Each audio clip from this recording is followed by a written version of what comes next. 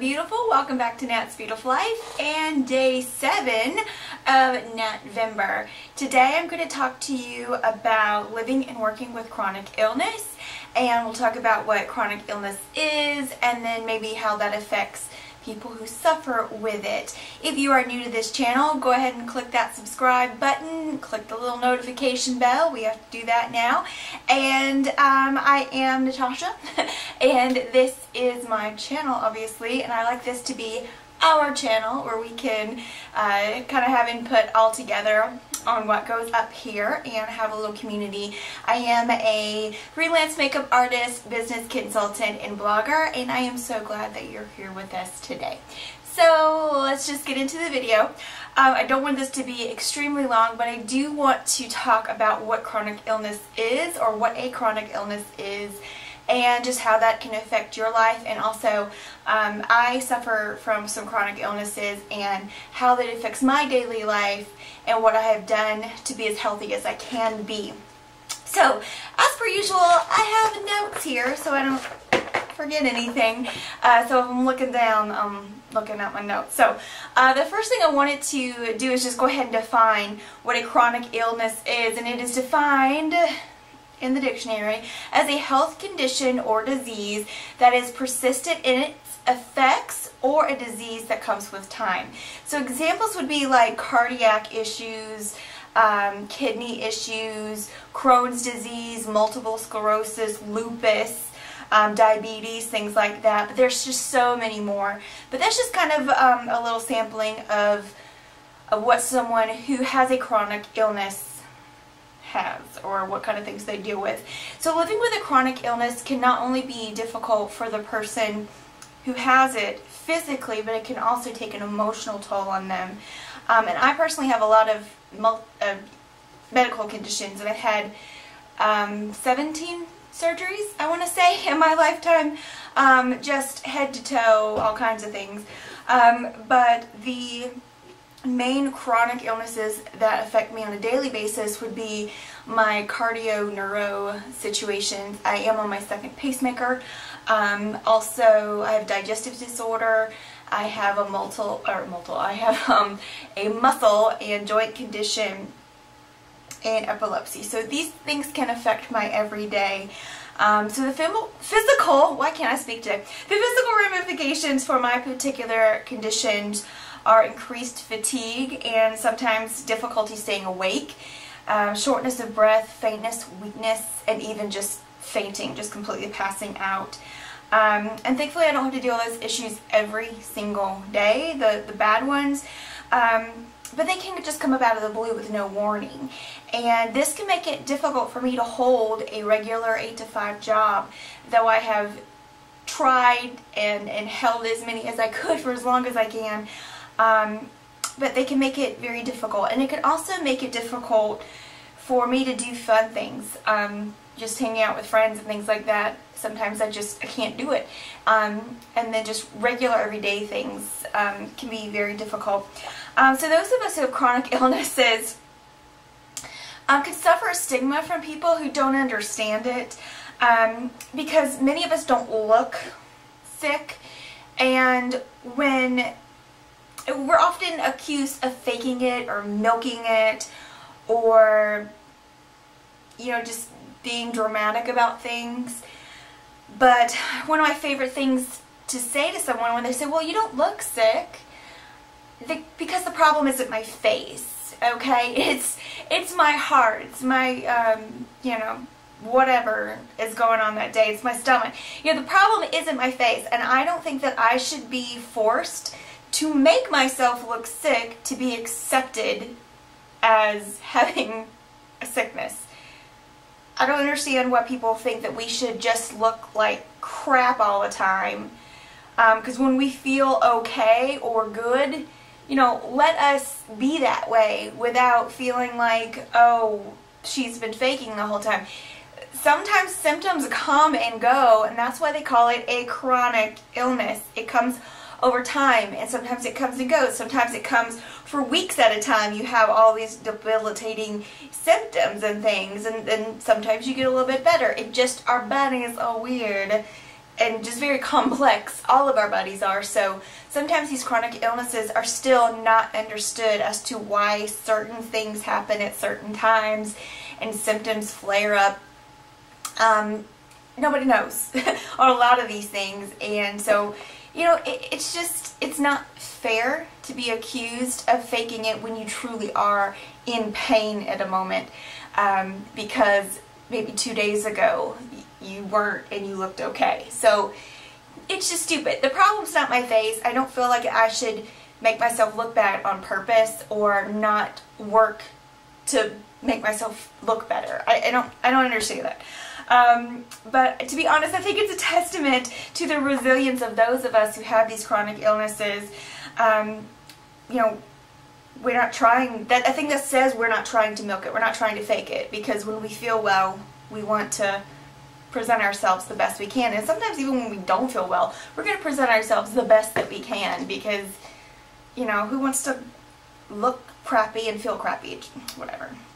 We are pushing ourselves to be the best we can. So right now I'm going to mention something called the Spoons Theory, and I'm going to link the original Spoons Theory post down below. But I think this is really one of the best ways to explain a chronic illness to someone. So how the theory goes, and it could be anything, but the girl had spoons when she was explaining it. So let's say you have 7 spoons. Okay, so you wake up in the morning, you have a chronic illness, whatever it may be, and you have 7 spoons.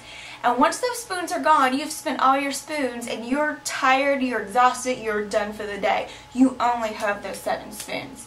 So you get up in the morning, you get dressed, you have your breakfast, you take out the dogs, all of that.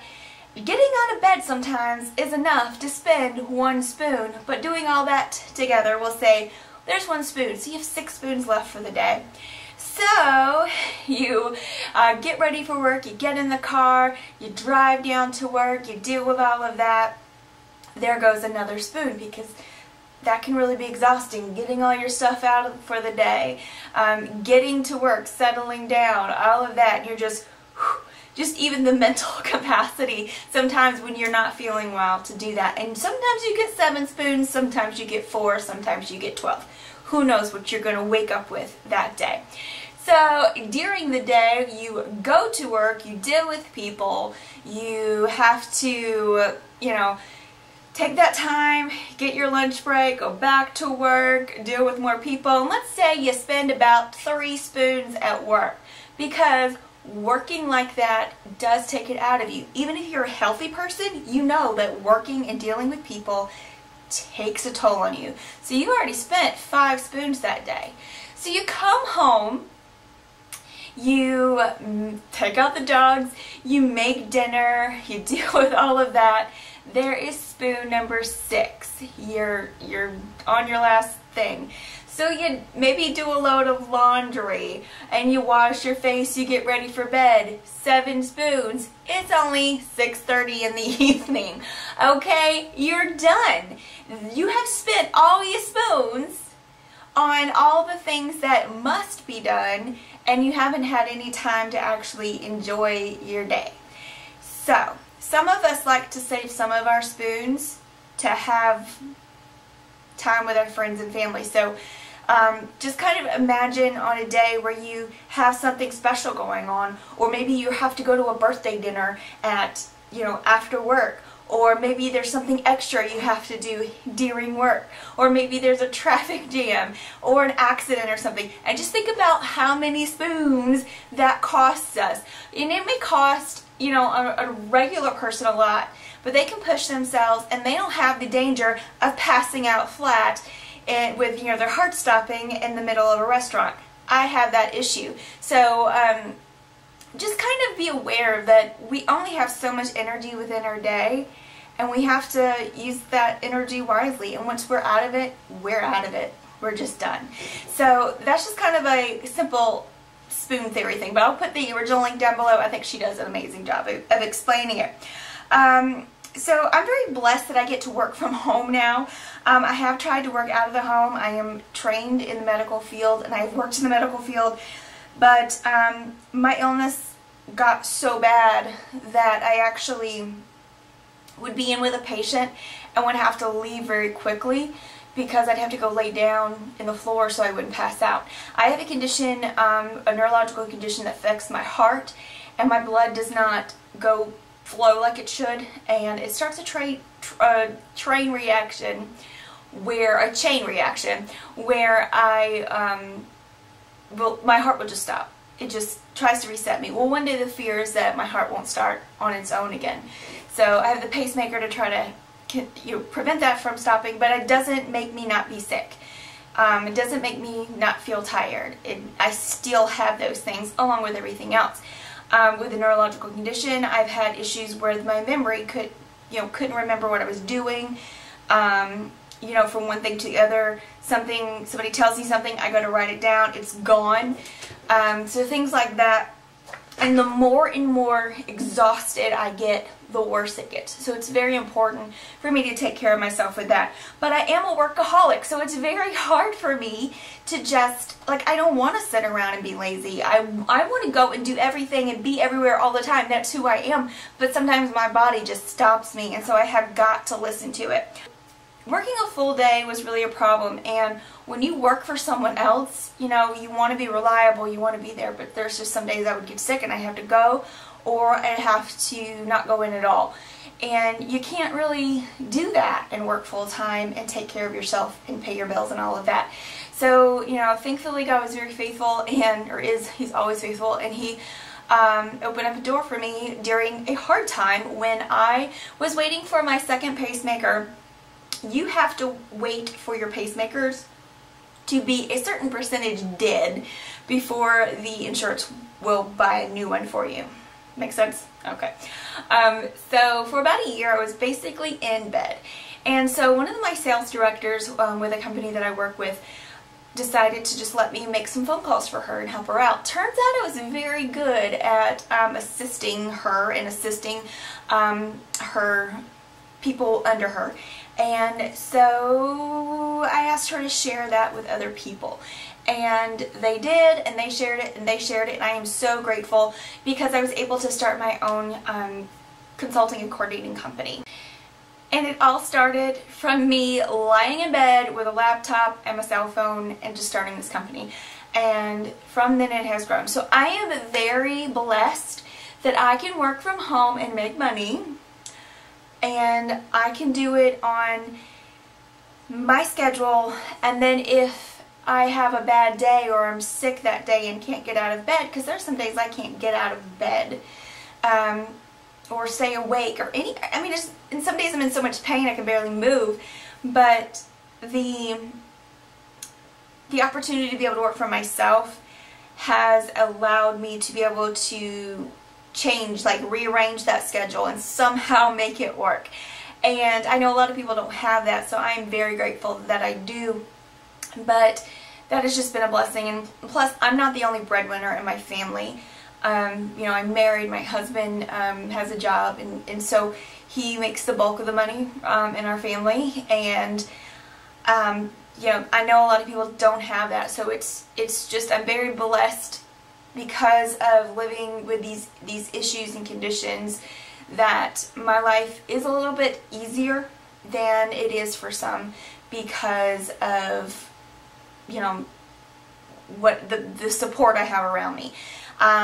It's not always easy. It's not easy because nobody wants to feel this way, and nobody wants to rely. I wish that I could pay my own way through life and not have to rely on a single person ever. That would be my goal and my dream, and that would be awesome. But right now I can't do that. So I'm just very thankful and grateful that I have the opportunity that I do now. So this past year, I made some decisions about my physical health as well. And I wanted to do everything that I could to be as healthy as I could. So I started chiropractic care, within a wellness setting, not necessarily symptomatic setting, but a wellness setting, physical therapy, going to the gym, physical trainers, studying a lot. I can't really afford to see a personal trainer every single day, but I can see one here and there, and she's really great. And I study a lot of stuff online, watch a lot of those trainers and things, anything that I can get a hold of free, because I want it, I really want it. and just being sure to be as healthy as I can. So I'm not as fit as I want to be by any means, but I am doing things now that I couldn't do a year ago. Like last week I went to Virginia and we went to the Shenandoah National Park and we did some hiking there, and I mean some of that stuff is pretty steep and it took me a while to do it, but the thing is my body was capable at that point but my lungs still aren't. So it helped me use that as kind of a you know,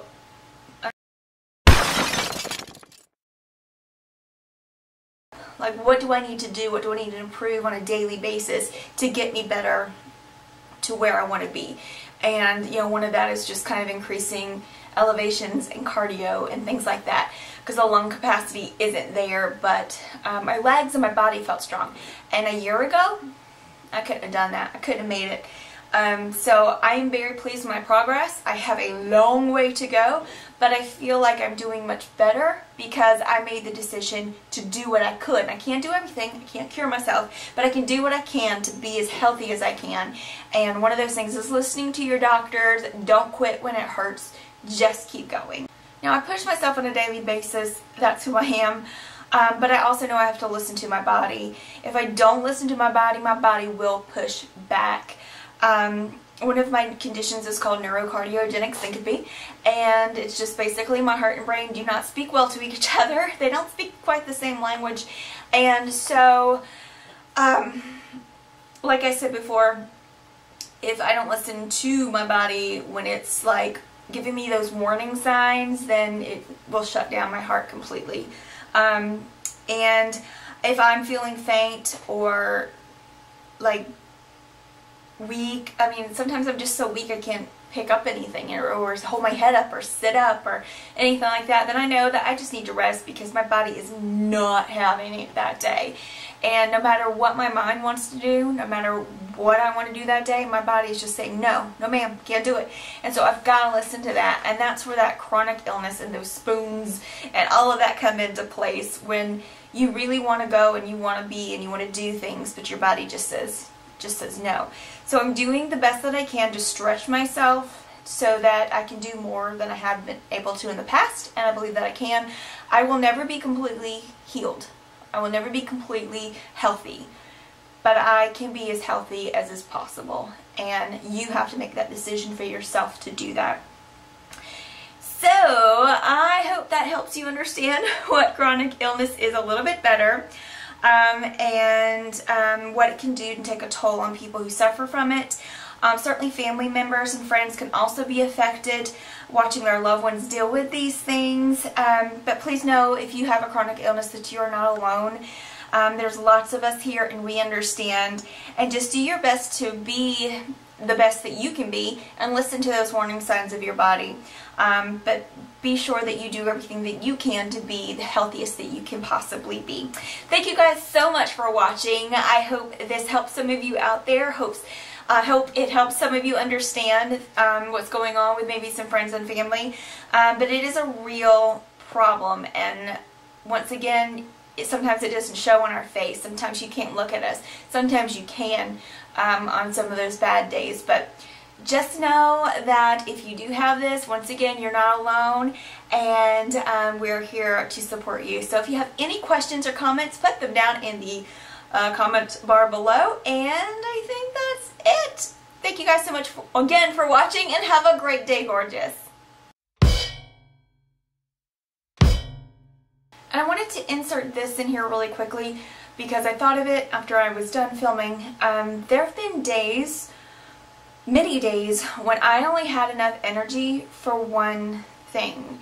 So let's say I had a work presentation or school something or just anything, a family thing, anything. And that was something on the calendar, something I was scheduled, something I had to do. Sometimes even a doctor's appointment. And so I basically had to rest before, go do what I had to do, come back, and go back to bed.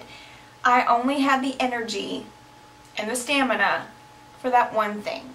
And so sometimes that kind of gets in the way and really frustrates us. It frustrated me because I think of all the wasted time and the things that I could be doing, well, all the things I could be doing instead of resting and feeling bleh, you know, like I couldn't do anything else. So just know that is frustrating to us as well.